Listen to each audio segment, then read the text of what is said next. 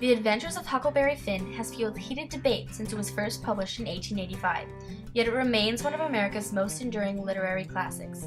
While at first it was banned for its use of the vernacular, today the controversy surrounding the novel consists of its use of the N-word.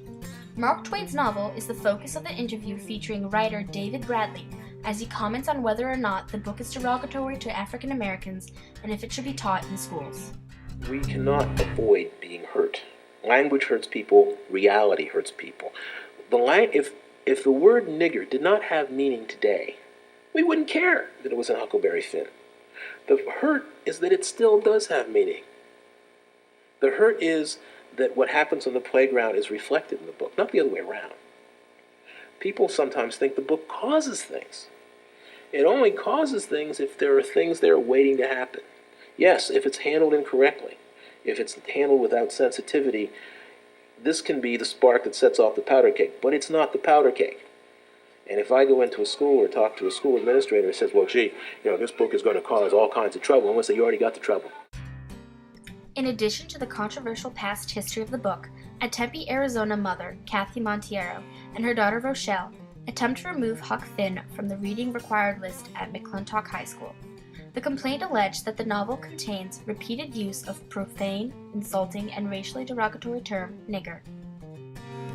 I think that maybe you feel that maybe it's her. No, I speak from my own opinion and I speak my mind. And if I feel uncomfortable with things, not because the word, you know what I'm saying? I'm immune to the word, okay? I've heard it too many times to be worried about who thinks what about me. But when the fact that it's bringing down my culture and my people and insecure black people feel the effects of that, I don't like that, and I don't like the way that people around this school use it and the way that people feel so free just to, call people what they want. Me being black, my first reaction when I saw the word was, how dare they write this and how dare they have us read this?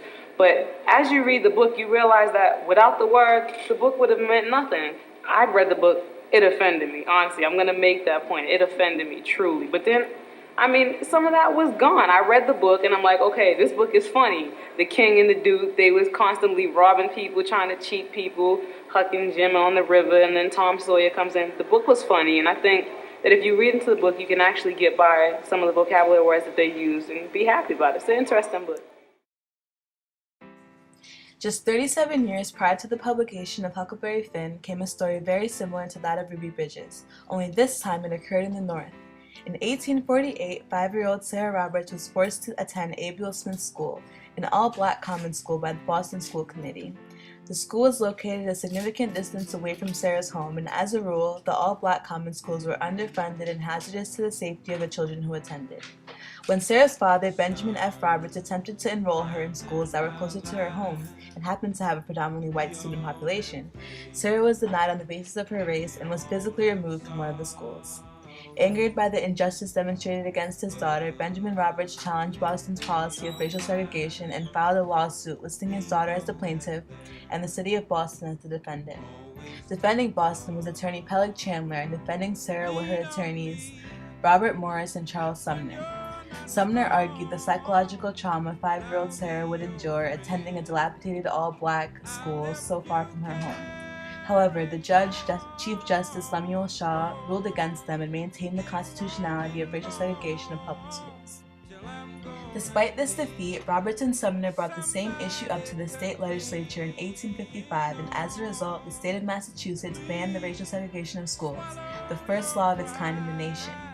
While the case of Roberts v. Boston was used by the Supreme Court in 1896 to uphold the doctrine of separate but equal in the infamous case of Plessy v. Ferguson, it anticipated the success of Brown v. Board of Education case in 1954, almost a century later. All right, we'd fought this war to get rid of slavery, which everybody at that point, we could pretty much agree that it was wrong.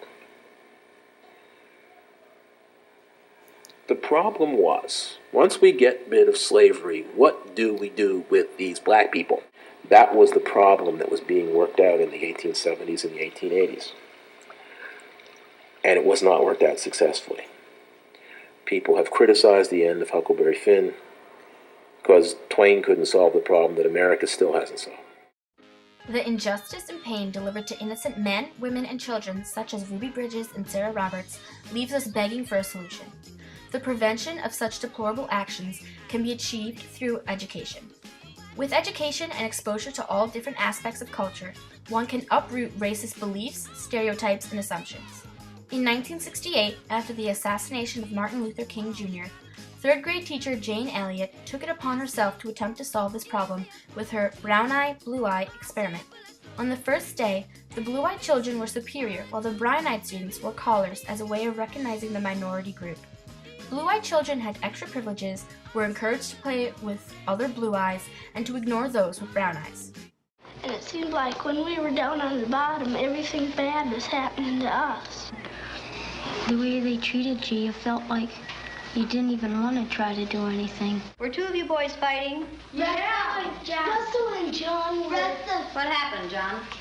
Russell called me names and I hit him in the gut. What did he call you?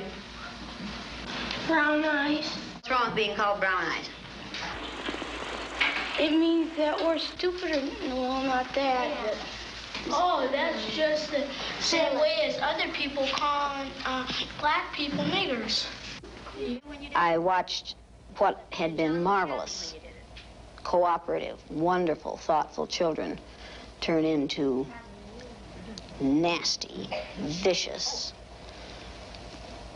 discriminating little third graders in a space of 15 minutes. Blue-eyed achievement improved significantly in mathematical and reading tasks that seemed outside their ability before. In contrast, the inferior classmates became timid and submissive children. As a result, their academic performances suffered, even with tasks that had been simple before. This is identical to what happens with many African American students who are made to feel that, historically, they were once intellectually inferior. I use Orton Gillingham phonics. We used the card pack. And the children, the brown-eyed children, were in the low class the first day, and it took them 5.5 minutes to get through the card pack. The second day, it took them 2.5 minutes. The only thing that had changed was the fact that now they were superior people. While racial discrimination has become much easier to ignore, it has not disappeared and is evident to those directly affected by it on a regular basis.